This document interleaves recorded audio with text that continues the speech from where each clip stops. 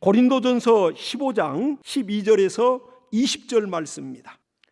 그리스도께서 죽은 자 가운데서 다시 살아나셨다 전파되었거늘 너희 중에서 어떤 이들은 어찌하여 죽은 자 가운데서 부활이 없다 하느냐? 만일 죽은 자의 부활이 없으면 그리스도도 다시 살지 못하셨으리라. 그리스도께서 만일 다시 살지 못하셨으면 우리의 전파하는 것도 헛것이요 또 너희 믿음도 헛것이며 또 우리가 하나님의 거짓 증인으로 발견되리니 우리가 하나님이 그리스도를 다시 살리셨다고 증거하였습니다. 만일 죽은 자가 다시 사는 것이 없으면 하나님이 그리스도를 다시 살리시지 아니하셨으리라. 만일 죽은 자가 다시 사는 것이 없으면 그리스도도 다시 사신 것이 없었을 터이요 그리스도께서 다시 사신 것이 없으면 너희 믿음도 헛되고 너희가 여전히 죄 가운데 있을 것이요 또한 그리스도 안에서 잠자는 자도 망하였으니 만일 그리스도 안에서 우리의 바라는 것이 다만 이생뿐이면 모든 사람 가운데 우리가 더욱 불쌍한 자리라. 그러나 이제 그리스도께서 죽은 자 가운데서 다시 살아 잠자는 자들의 첫 열매가 되셨도다. 아멘. 여러분, 부활에 참 소망이 있으십니까? 우리가 물론 예수 그리스도 이 땅에 말씀이 육신으로 마리아의 태를 빌려서 오시는 성탄도 우리가 전 세계적으로 믿는 자나 안 믿는 자나 성탄절을 얼마나 화려하게 이렇게 하는지 모릅니다. 믿는 자들은 그 의미를 알고 성탄절을 절기를 경건하게 거룩하게 하나님을 높이며 그 성탄절을 보내고요. 근데 불신자들도 이날은 성탄절이면 그냥 즐거워. 그날이 술 먹는 날이요 그날이 정말 술 먹고 마약하는 날이요 그날이 정말 사고 치는 날이요 그날이 가장 극심한 범죄를 많이 벌이는 날입니다. 극과 극이죠. 그러듯이 우리는 정말 우리 기독교인들의 신앙의 절정은 부활입니다. 이 부활에 대한 소망과 믿음이 없으면 그 사람은 천국도 없는 겁니다. 우리가 부활하지 않고 천국 들어갈 수 없어요. 또 우리는 생명의 부활로 부활하여 천국 들어갑니다. 그러나 불신자들도 역시 그들이 영적 존재라 소멸되지 아니하고 죽으면 그들도 역시 사망의 부활, 심판의 부활을 위해서 멀쩡한 정신을 가지고 영원히 정말 죽지 않는 그 몸을 가지고 그들은 지옥에 들어갑니다. 이 땅에서도 우리가 바늘 하나 여기 손끝에 찔려도 전 온몸 머리부터 발끝까지 찌릿찌릿하고 그 통증에 아주 치를 떠는데 지옥이란 것이 얼마나 아주 지글지글 타는 유황불에 탄다는데 얼마나 고통스럽겠습니까? 세세토록 고통받는다고 하지 않습니까? 그러듯이 이 부활이란 이 신앙 자체가 우리 안에서 완전하게 목숨과 같이 자리 잡지 않으면 그건 점검을 해야 됩니다. 그 신앙. 그러니까 우리가 부활에 대한 그 믿음, 우리 앞서간 믿음의 선지자들과 또 우리가 믿음을 본받고 싶은 그 목숨이 참수를 당하고도 예수를 정말 믿다가 마지막 순교를 당한 그런 분들, 우리나라에도 많지 않습니까? 순교자들이. 그런 분들이 부활에 뜨거운 열망과 소망이 없었다면 죽지 않습니다. 그러니까 부활에 신앙이 없다면 언제든지 배기 올 수 있다는 거예요. 극한 상황 가면.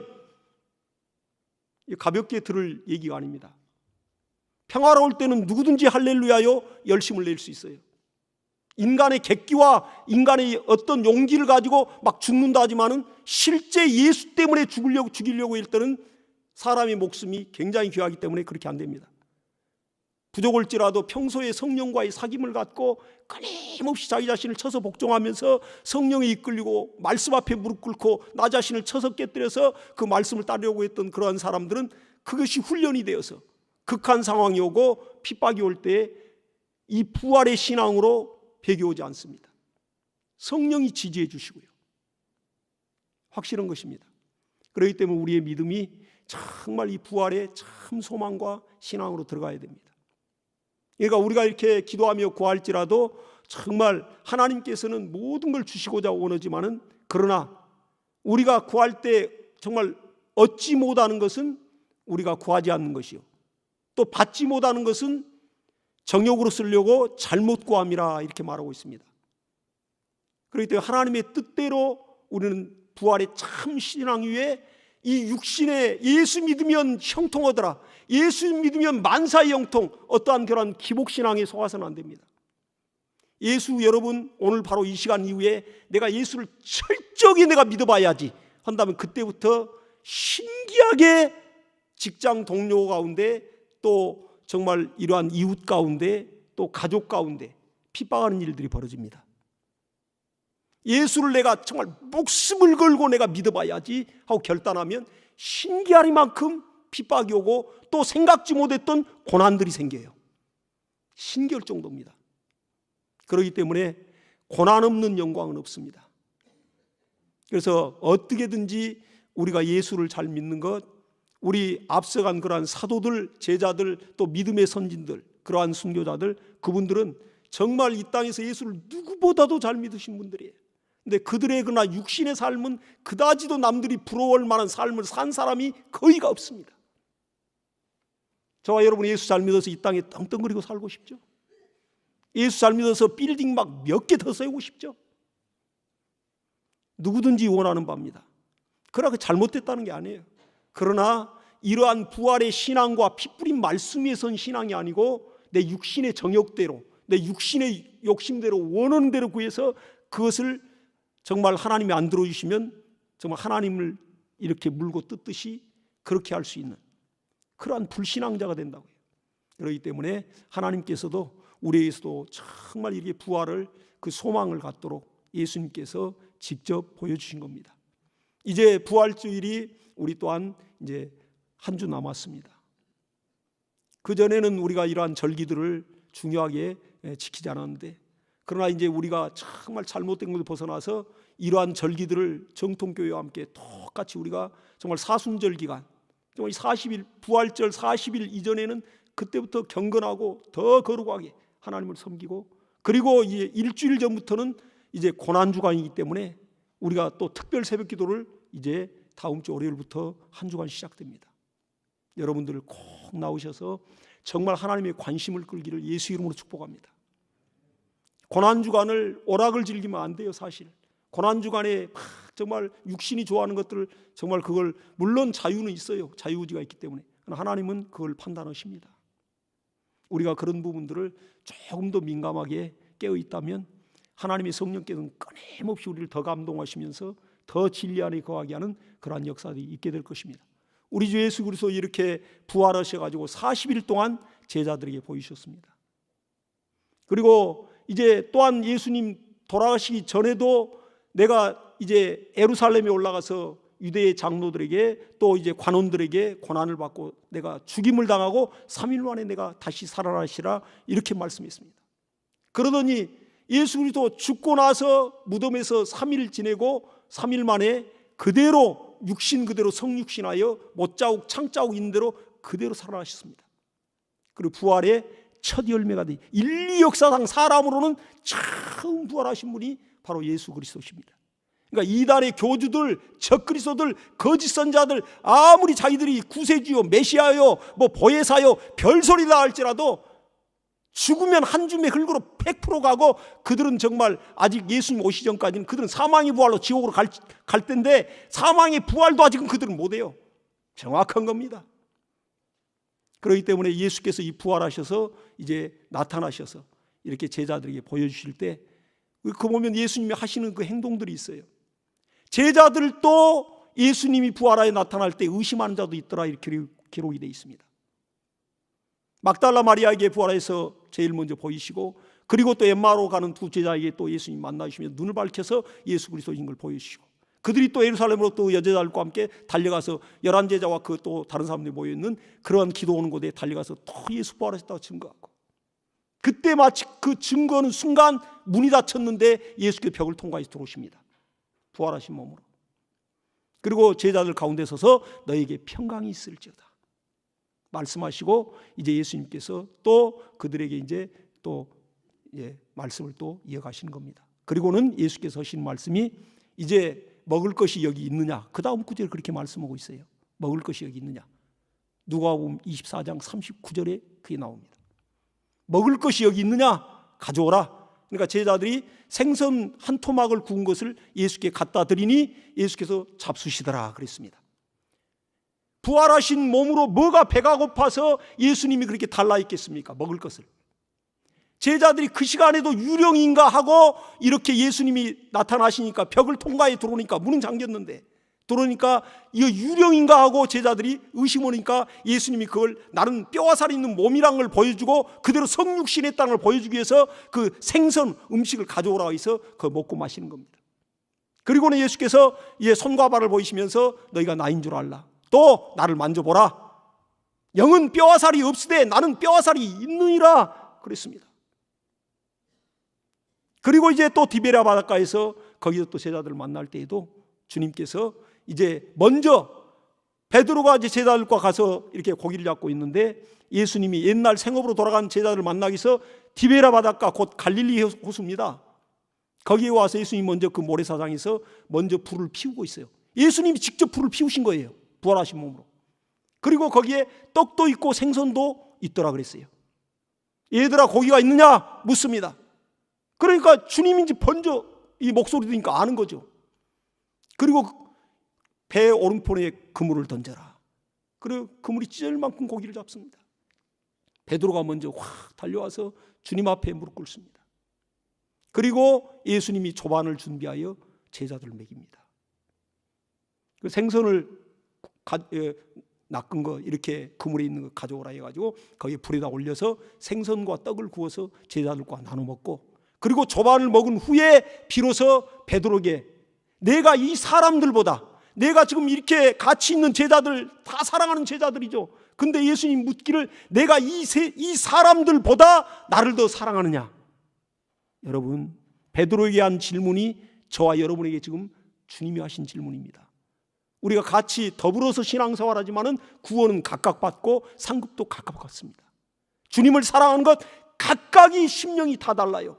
충성이 다 다릅니다. 헌신이 다 다르고 봉사가 다 다르고 그렇기 때문에 주님께서는 내가 이 많은 사람들 하나님의 자녀들이죠. 제자들이죠. 이 많은 사람들보다 나를 더 사랑하느냐 주님이 묻습니다. 베드로가 3번 물어버리니까 나중에 그냥 기가 죽어버리죠. 우리 마음을 꿰뚫어 아시니까. 그리고 나서는 내 양을 치라 주님 말씀입니다. 예수의 피와 살을 나눈 형제와 자매를 섬기라는 거예요. 그렇게 이제 사명을 받습니다. 우리가 하나님을 섬길 때 성령으로 우리가 충만하여 진리로 인치지 않고 우리가 이 환난의 시대를 이기기가 어렵습니다. 조그만 어려움이 와도 다 종교인으로 전락해버려요. 그러나 이 마지막 때에 어떻게든 부활의 신앙을 가진 자는 성령으로 진리를 인치고 부활의 확고한 신앙을 가진 자는 어떠한 어려움, 어떠한 환난, 어떠한 핍박이 와도 연약하고 부족하지만은 목을 내놓고 가는 겁니다. 용기 있어서 가는 게 아니에요. 오직 평소에 성령을 의지하고 하나님 앞에 무릎 꿇고 또 자신을 깨뜨리고 또 순종하면서 훈련이 돼서 그때도 하나님이 순종을 하니까 순종하는 겁니다. 성령이 그걸 마음을 확 감동하고요. 오늘 히브리서 11장에 보면 이렇게 말하고 있습니다. 여자들은 자기의 죽은 자를 부활로 받기도 하며 또 어떤 이들은 더 좋은 부활을 얻고자 하여 악형을 받되 구차히 면하지 아니하였으며 또 어떤 이들은 희롱과 채찍질뿐 아니라 결박과 옥에 갇히는 시험도 받으며 돌로 치는 것과 톱으로 켜는 것과 시험과 칼에 죽는 것을 당하고 양과 염소의 가죽을 입고 유리하여 궁핍과 환난과 학대를 받았으니 이런 사람은 세상이 감당치 못하도다. 저희가 광야와 산중과 아멸과 토굴에 유리하였느니라. 이런 때가 오게 되어 있습니다. 말세지 말에는 굉장한 전무후무한 환난이 온다고 성경은 계시록에 기록하고 있어요. 그때 믿음을 지킬 수 있는 것은 바로 이와 같이 지켜야 되는 겁니다. 초대교회 때 정말 그 믿음을 지키기 위해서 이들이 핍박을 피하여 그 공동체를 이루며 정말 그 공동묘지 그 밑에 굴을 뚫어서 거의 지하 세계를 이루면서 카타콤에 들어가서 신앙을 지켰던 것처럼 이 마지막 때에도 이제 지금 때가 가까울 때이기 때문에 마귀는 마지막 발악을 하고 있습니다. 이때 믿음을 지키기가 쉽지 않죠. 그래서 우리가 세상에서도 어떤 일을 할 때 이리 해도 안 되고 저리 해도 안 되고 이렇게 해도 안 되고 할 때는 우리 입에서 어떤 얘기가 나옵니까? 이구동성으로 이건 도무지 이건 안 돼. 이거 도무지 안 돼. 이거 도무지 안 된다. 그 도무지라는 그 어원이, 도모지라는 그 종이지자를 써요. 도모지. 이 하나의 어떤 한지입니다. 한지, 창호지. 그걸 도모지라 하는데, 도모지, 어떤 걸 도모한다는 거죠. 죽이는데 도모한다는 거죠. 그 종이, 그걸 얘기합니다. 거기에서 어원이 돼서 도무지 안 된다, 도무지란 말이 나왔는데, 그 오늘 찾아보니까 구한말 시대의 대용군 때 예수 믿는 자들을 굉장히 많이 신해박해 때 엄청나게 수천 명을 죽였습니다. 불에 태워 죽이고 정말 사람을 찢어 죽이고 많이 죽였어요. 우리나라에도 그렇게 피 흘린 발자취가 있습니다. 그때 사람을 죽일 때 그때 썼던 그 사형 도구가 뭐였냐면, 물론 이제 다른 십자가 형태로 죽이고 불에 태워 죽이고 화형도 오고 교형도 오지만은, 그러나 그때 이 도모지 사형의 법을 썼다는 거예요. 도모지가 뭐냐? 그 한지, 창호지를 물에다가 이렇게 적셔요. 담궈요. 그래가지고 얼굴에다 한 겹 씌웁니다. 한 겹 씌울 때는 시원하죠. 숨도 쉬어지고 뒤로 팔은 묶여 있고, 또 한 겹 물에다 적셔가지고 또 한 겹 얼굴에다 씌웁니다. 나중에 10겹 정도 가면 숨이 이제 쉬어지지가 않죠. 그리고 그걸 햇볕에 그대로 그 사람 말려놓으면 그대로 질식사해서 죽습니다. 그렇게 하면서 너와 함께 지금 예수 믿는 작당들 한 그러한 무리들이 어디에 숨어있냐 물어도 도무지 얘기를 안 했다는 거예요. 또 예수를 너 배교만 하고 예수를 부인만 하면 살려줄 텐데 도무지 안 했다는 거예요. 그래서 거기서 도무지의 어원이 거기서 나왔다는 겁니다. 우리 마지막 때 이런 믿음 우리 지킬 수 있겠습니까? 지금 조그만 코로나 이거 하나에도 막 그냥 사람들 다 날아가고 세속화되고 정말 다 떠나가 버리는데, 마지막은 이제 걸러내는 겁니다. 알곡과 죽정이를. 이러한 때 추수꾼이 예수 그리스도 이 음부 우주 공간에 들어오기 전에, 추수꾼이 정말 추수밭에 들어오면 그건 이제 마감되는 거예요. 성령은 거둬지고. 이러한 때 우리 신앙 정말 우리 믿음으로 지켜야 됩니다. 그래서 마지막에 이렇게 고린도전서 15장 58절에 이렇게 말하고 있습니다. 그러므로 내 사랑하는 형제들아, 견고하며 흔들지 말며 항상 주의 일에 더욱 힘쓰는 자들이더라. 이는 너희 수고가 주 안에서 헛되지 않은 줄 알미니라. 이렇게 말하고 있습니다.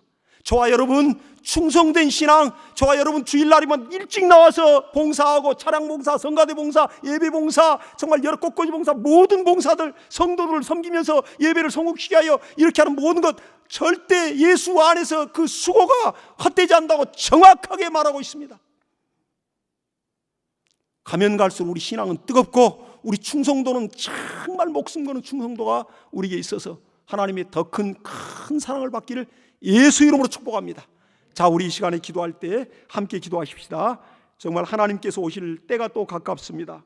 이제 주의 날이 밤에 도적같이 오리라. 평안하다 안전하다. 그때일 때 정말 잉태한 여인에게 해산의 고통이 임함과 같이 그렇게 임하리라고 말씀했는데, 우리 시간 기도할 때 하나님 아버지 마지막 때를 내가 믿음으로 승리하기를 원하고 깨어있기를 원합니다. 그리고 주님이 언제든지 부르시간 정말 그대로 나를 쳐서 복종할 수 있는 믿음을 갖게 하소서. 우리 이 시간에 간절히 기도하겠습니다. 하나님 아버지,